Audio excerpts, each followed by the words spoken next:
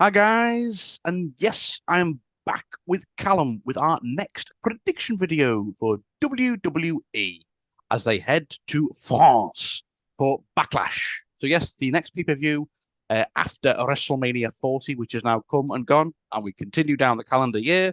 So the next pay-per-view usually is in the calendar year, like it was last year, and I think a few years before that, is Backlash after WrestleMania. So taking place in Lyon, France. I believe this is the first pay-per-view for WWE in France. That's cool for the French fans, I guess. And like a little European tour this summer, isn't the dear boy? Because we're getting Clash at the Castle in Scotland in June. We're getting Bash at Berlin. Well, guess where that is? In late August. So that's quite a cool few little European pay-per-views this year.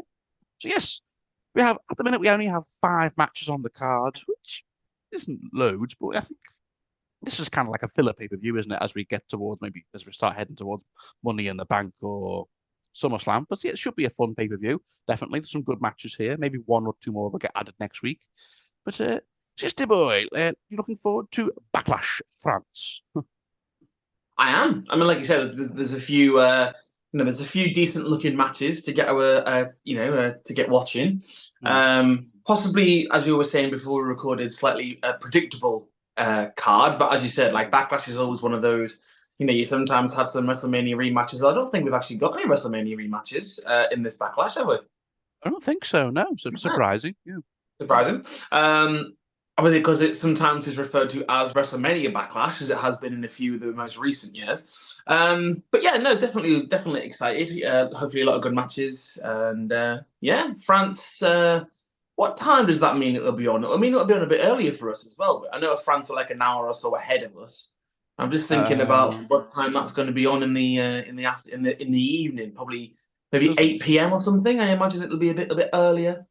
I don't know, but if it's earlier for us, because obviously France is only what, like you said, a little bit ahead or behind us. That's Mhm. great. So woohoo! And just before we start, look at that poster. Look at Cody. Oh, that's a cool poster. Cody with the belt. Ooh, nightmares do come true. Okay, this right. Let's get started then. So the first match we have.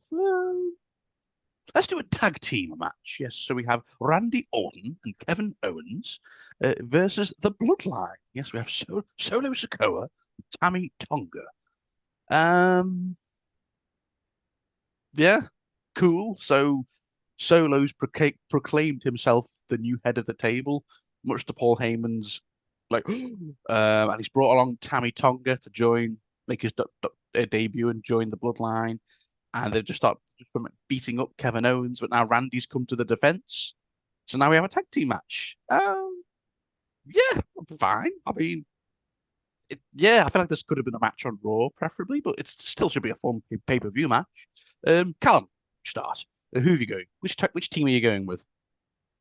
I mean, like you said, yeah, it's Solo's now in Roman's absence, the sort of tribal chief, or proclaimed himself to be. Obviously we don't know where that storyline is going to go. We obviously assume it'll end up being like a bloodline versus bloodline sort of thing with Roman, Jimmy, and Jay, and maybe even Sammy versus whoever comes, Hmm. on Solo's side. But yeah, I mean, like you say, it's very early in that storyline. The new bloodline, they have to win. Kevin Owens and Randy Orton. Nah, I mean, neither of them really need to win too badly to sort of keep credibility. They're always going to be popular superstars or wrestlers. But Tamatonga, his first match, I guess, has obviously only just come in and has been doing a few beat ups of Kevin Owens, as you said. But yeah, the new bloodline are going to win because they need to. Um, yeah, I agree. I think Solo and Tamatonga. Is it Tammy Tonga or Tamatonga? Tamatonga. Tamatonga will will win this. But KO and Randy might pick up the cheeky, well, not cheeky, a win because they both lost at WrestleMania. I feel like KO hasn't won a pay-per-view match in quite a while, and neither has Randy. So maybe they both maybe they give the baby faces a win. But I think you've said this on our chat. Solo's been on a bit of a losing streak since beating John Cena last year. So if they want to build him as like what the next big deal, like the next head of the table, why are you giving him a big losing streak? So it's like, give him a win back here. So yeah, maybe like a cheeky, dirty heel win. And yeah, Solo and Tamatonga win. Yeah. I didn't want to say Tammy again. Okay, right. Okay, next up we have is okay, with a tag team match for the WWE Women's Tag Team Championship. Yes. So we have the Kabuki Warriors, Asuka and Kairi Sane, going up against Bianca Belair and Jade Cargill. I'll start with this one. Bianca Belair and Jade Cargill. Callum?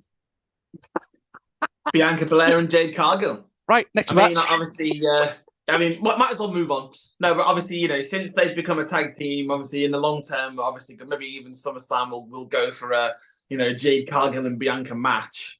But I mean, as some of these feuds do start off with, have them win the tag titles. The Damage Control doesn't really exist so much anymore. I'm not even sure we've seen Io Sky and Dakota Kai since WrestleMania. I think they've been on a few Raws or SmackDowns. I saw them. I mean, the Kabuki Warriors obviously are the tag champs, but they're Jade and Bianca probably ought to win. Probably could do some decent things with the titles if they're given a decent reign with them. Jade and Bianca. Okay, Jade and Bianca. I feel a bit bad for Asuka and Kairi saying they're just like sacrificial lambs here. We all know there's no way Jade Cargill's losing this early, even if Bianca could take the pin, but then it's still kind of a loss for Jade, isn't it? Because she's on the losing team. But I don't see her losing. And they're going to give Jade Cargill a title in only her second match. That shows you how high they are on her. But I think her and Bianca will be very much a powerhouse team, and hopefully have a few good defenses, because those women's tag team championships. So, they've meant nothing for years. So they could hold those titles for ages if they wanted. If they really wanted to leave them on there, they could hold them for about a year if they really wanted to. Maybe, but and then maybe just a few months, and there's a breakup angle, and then like you said, we get Bianca and Jade maybe at SummerSlam or another big show down the road. But okay, but yes, pretty obvious that one. Next up we have is a match I'm very excited for. Yes, we have a triple threat match for the WWE Women's Championship. So we have Bayley defending her championship, going up against Naomi and Tiffany Stratton. So, you start this one, dear boy. Who you going with? Well, I mean, obviously Bayley had that big win over Io Sky at WrestleMania. Then Naomi and Tiffany Stratton both came out and wanted a match against Bayley a couple of weeks ago. Naomi beat Tiffany Stratton in that little sort of match where Naomi was given the title shot, and then Tiffany Stratton got back involved again. And then there was another match between Naomi and Tiffany Stratton, number one contenders. And then I'm not really sure what happened 100%, but obviously, that ended in like a DQ or a no contest or something. And then it ended up being a triple threat. So, I mean, very exciting because I like Tiffany Stratton a lot. Naomi is, really, athletic and great wrestler.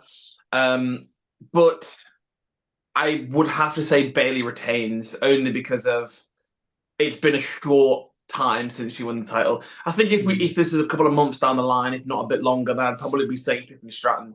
But I'm thinking, because it's so early, Naomi probably takes the pin from Bayley to protect Tiffany Stratton. So Bayley retains. Yep, I completely agree.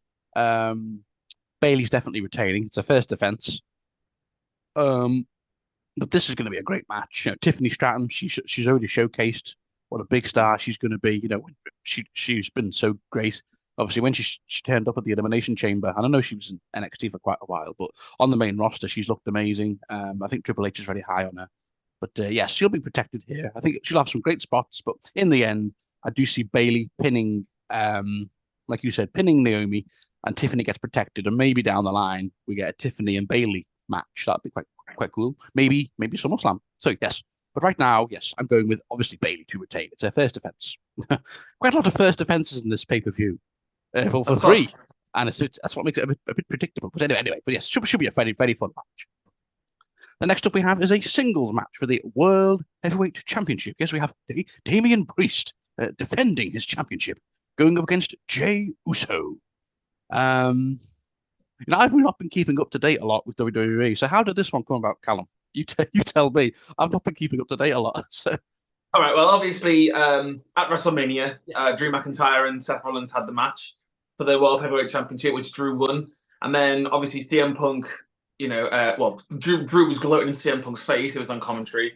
Swiped him, hit him a few times with his, with his elbow brace. And then Damian Priest obviously cashed in Money in the Bank and won the match. Won the title. So World Heavyweight Championship. The next night on Raw, the Raw after WrestleMania, there was a fatal four-way to determine Damian's challenger. Drew was involved in that. CM Punk again cost Drew that match. And so Jey Uso won that one. So Jey Uso is the number one contender. And then obviously since then, Drew's been that, never mind, Drew's kind of not out in this picture.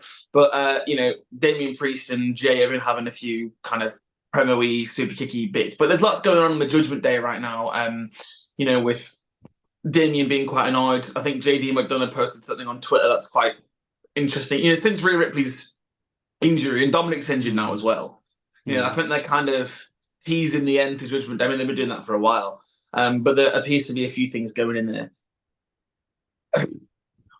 This is going to sound rogue, and I'm probably going to lose a point on this. You're not saying I know it's Damian Priest's first defense. You're not saying Jey Uso. No way. That I understand, but I think a lot of things are happening in the Judgment Day. Things are being teased. Things are going to happen. Maybe Jey versus Drew at Clash at the Castle. I'm going to go for Jey Uso. I'm going to go for Jey Uso to win. Right, don't get me wrong, it's a rogue pick, and I might lose a point. But in terms of predictions, I am sort of a point, in the lead. So I don't mind losing. I don't mind being wrong on this one to pull it back to to drawing. But I'm going to go for Jey Uso. You say you're in the lead, yeah, but not for long with picking Jey Uso. Well, yeah, you never know. Okay, Damian Priest. I think this is very cut and dry. Yeah, he's not losing in his first defense. He was Money in the Bank holder for like 8, 9 months, 10 months, and they wouldn't give him all that time to waiting to cashing in at WrestleMania, then to just lose a month later. No way. We'll see. We'll see. And Drew's got to get his revenge on Damian Priest. I think there's more of a story there. I think if give Damian Priest a few months and then Drew beats him at Clash at the Castle in Glasgow, but maybe Drew gets involved at the end of this match. Maybe he claymores Jey, costs him the match, and says only one person's going to beat Damian Priest, and that's going to be me. So I don't know, but yeah, it should be a great match, and maybe Jey will come close and nearly win. But then someone's probably going to drag the referee or the judge. JD McDonough or Finn Balor will come out and help Damian Priest retain. Yeah, but yeah, I'm going with Damian Priest to retain. Okay. Well, I think that's the only match we're obviously going to disagree on because the main event, we might as well just the main event's very predictable. But anyway, yes. So the main event. Yes, we have a singles match for the undisputed WWE Championship. We have Cody Rhodes defending his championship, going up against AJ Styles. Right. So this is very exciting. So Cody Rhodes' first pay-per-view defense since dethroning Roman Reigns at WrestleMania 40. I know he's had a few house show matches with Shinsuke and the like. But this is his first pay-per-view match, going up against AJ Styles. Ooh, this is a bit of a dream match, I must say. These two have never have shared the ring together. I believe, though, AJ Styles did have a match with Dusty in TNA a long time ago, so that's quite a cool detail. Now he's going up against Cody. So, of course, AJ Styles won a number one contendership tournament, defeating LA Knight in the final, so avenging his loss to LA Knight, I guess, at WrestleMania. Yeah, there's not been a lot of build. They had a contract signing the other night on SmackDown. Yeah, but this match doesn't really need build. We just know it's going to be an amazing wrestling match between these two. You started from, didn't you, dear boy? I started last one because I surprised you with Jey Uso. Okay, right. Yes, you did. So, yeah, this is very obvious. Cody Rhodes to retain. he's going to have quite a long reign. I should think the man who dethroned Roman Reigns is going to have at least half a year, at least, with that belt, I think. So, yeah. But it should be a fantastic match, though. I'm sure Cody and AJ are going to tear the house down, probably maybe put on a match of the year contender. But in the end, Cody will hit those crossroads and retain. Pretty straightforward. Callum? Yeah, I mean, like you say, pretty straightforward. Can't have Cody losing his first pay-per-view title defense. Although I did predict Damian Priest to lose his. But still, Damian Priest isn't Cody Rhodes. I mean, that sounds rude, I know. I didn't quite mean it like that. How dare you? But yeah, Cody, like you say, deserves to have a couple of months until he gets to maybe Gunther or something, or someone else is the person who takes it away from him in some way. But yeah, definitely beating AJ Styles, Cody Rhodes to retain. Good match then. Yeah, it should be a fantastic match, nonetheless. Right, well that's it for Backlash. Maybe Becky gets a defense thrown in, but obviously she's only just won the women's championship, so maybe they'll wait till the next pay-per-view till she gets her first defense. I don't know. No Sami Zayn or Logan Paul. Oh yeah, that's a bit disappointing. Yeah, but I mean Logan Paul's not surprising because like Sami Zayn though. I thought they'd give something having to Sami. Him and Chad Gable, because Chad Gable turned heel obviously I mean that we still do have Raw tomorrow. So, or not, well, yeah, it is tomorrow. So I suppose, we probably should get Sami Zayn versus Chad Gable. Yeah, a rematch from Raw. Yeah, because obviously, like you said, Chad Gable's turned heel. That's really it, I think. So, okay. Well, thank you for watching, guys. Thank you for joining me, as always, dear boy. We'll be back probably mid to late May. I think the next pay-per-view, I think it's King of the Ring. King of the Ring, I think, yeah. In Saudi. I'm not sure if that is it. And is it an actual pay-per-view? Or is it just more of a special? We'll see. I believe it's pay-per-view. Okay, yeah, because I don't remember what being King of the Ring being a pay-per-view for ages. But okay, if it's an actual pay-per-view, that's cool. Taking place in Saudi Arabia in late May. So I'll be back with Callum for our prediction videos for King of the Ring, if it is a pay-per-view, in mid to late May. Thank you all for watching, guys. We hope you all enjoy Backlash France next weekend. So, yes, dear boy, thank you for joining me, and we'll see you all soon.